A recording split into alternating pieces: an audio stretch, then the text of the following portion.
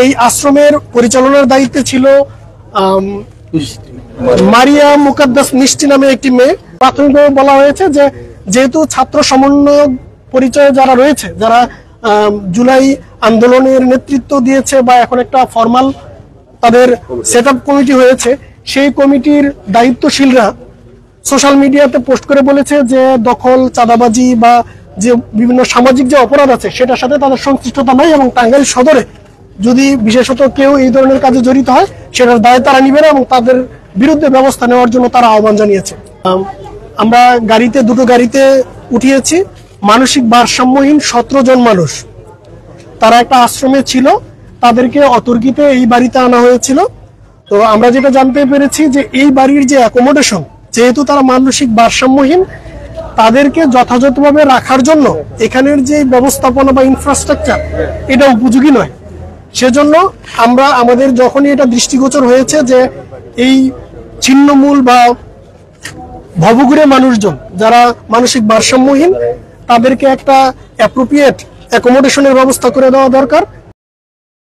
G, thank you very much. আমি আমার পরিচয়টা দিচ্ছি। আমার নাম মোহাম্মদ রুহুল আমিন শরীফ, সহকারী কমিশনার ভূমি, টাঙ্গাইল সদর।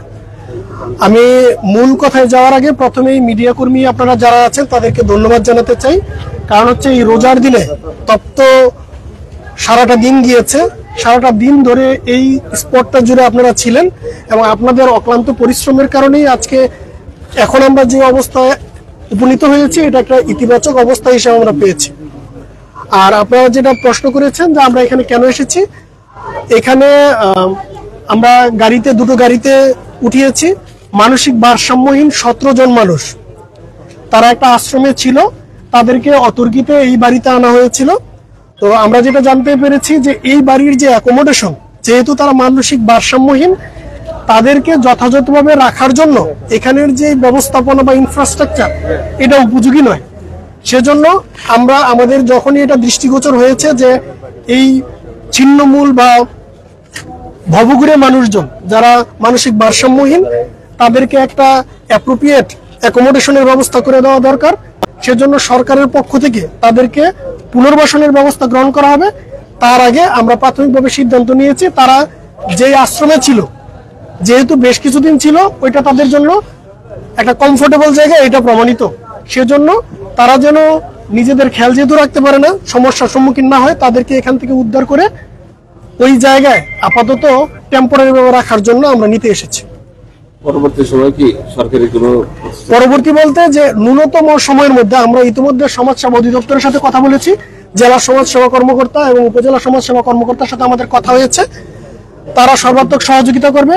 উইদিন শর্টেস্ট টাইম তাদের জন্য অ্যাপ্রোপ্রিয়েট পুনর্বাসন, যেটাকে যথোপযুক্ত পুনর্বাসন আমি বলবো, সেই জায়গায় নেওয়া হবে, যাতে করে তাদের আশ্রয়ের পাশাপাশি তারা যেন স্বাভাবিক জীবনে ফেরার জন্য সর্বোচ্চ সুযোগ সুবিধা পায়, সেটা নিশ্চিত করার চেষ্টা আমরা করব।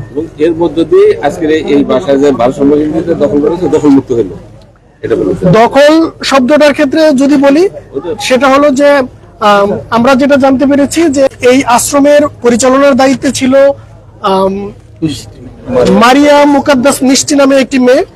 তো ইতিপূর্বে মিডিয়া কর্মীদের বরাতেই বা আমরা দীর্ঘদিন ধরে টাঙ্গাইল সদরে কাজ করছি, আমরা জেনেছি যে বিভিন্ন সময়ে একটু লাইমলাইটে আসার জন্য সে বিভিন্ন রকমের কার্যক্রম গ্রহণ করেছে, যেটাতে আমরা অনেক সময় বিভিন্ন রকমের চ্যালেঞ্জ ফেস করেছি। তো সেটার অংশ হিসেবে সে হয়তো এখানে এসেছিল। আমরা এখনো পর্যন্ত নির্দিষ্ট সোর্স থেকে যাচাই করতে পারি নাই। সংশ্লিষ্ট কর্তৃপক্ষ যারা দায়িত্ববান তারা তদন্ত করলে বের করতে পারবে যে আসলে মোটিভ কি ছিল।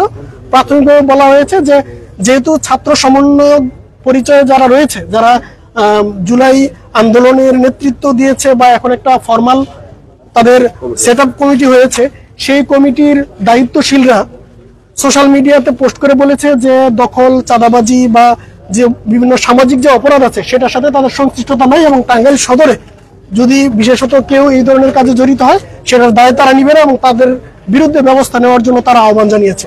প্রয়োজনীয় ব্যবস্থা বলতে প্রাথমিকভাবে আমরা যেটা করেছি, আমরা সতর্ক করেছি এবং আমরা এটাতে কনসার্ন যে আমরা একটা গণতান্ত্রিক দেশের নাগরিক। বাংলাদেশ একটা গৌরবময় দেশ, যে দেশ অনেক বড় ত্যাগের বিনিময়ে আজকের পর্যায়ে এসেছে। এই দেশের মানুষের ইতিহাস হচ্ছে সংগ্রামের ইতিহাস এবং ন্যায্য অধিকারের জন্য লড়াই করে এই জনপদের মানুষ বেঁচে আছে। তো এই জনপদের মানুষজন যেহেতু এত ত্যাগ তিতিক্ষার মধ্য দিয়ে এই পর্যায়ে এসেছে, সেই জাতির আইডিয়াল বিচার ব্যবস্থা কখনো মবকেসি হতে পারে না। এখানে আইনের শাসন হবে, আইনি প্রক্রিয়ায় দোষী নয়, ভালো মন্দ সবকিছুর বিচার হবে ফরমাল আইনে। যদি আইনের কোনো ধরনের পরিবর্তনের প্রয়োজন হয়, সংশ্লিষ্ট যারা রয়েছে, আমাদের সবারই এখতিয়ারের একটা সীমারেখা আছে, এখতিয়ারবান যারা রয়েছে তারা সিদ্ধান্ত নেবে যে কিভাবে দেশ পরবর্তীতে পরিচালিত হবে। আমরা আইনানুগ প্রক্রিয়ার দিকে আমরা জোর দিব।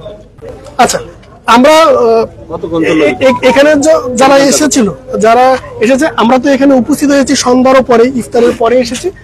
Thank you. এখানে এলাকাবাসী যারা ছিল তাদের সার্বিক সহযোগিতার মাধ্যমে আমরা খুব সহজেই যারা মানসিক ভারসাম্যহীন তাদেরকে নিরাপদে কোনো রকমের এখনো পর্যন্ত কোনো রকমের অপ্রীতিকর পরিস্থিতি ছাড়াই শান্তিপূর্ণভাবে তাদেরকে গাড়িতে নিতে পেরেছি।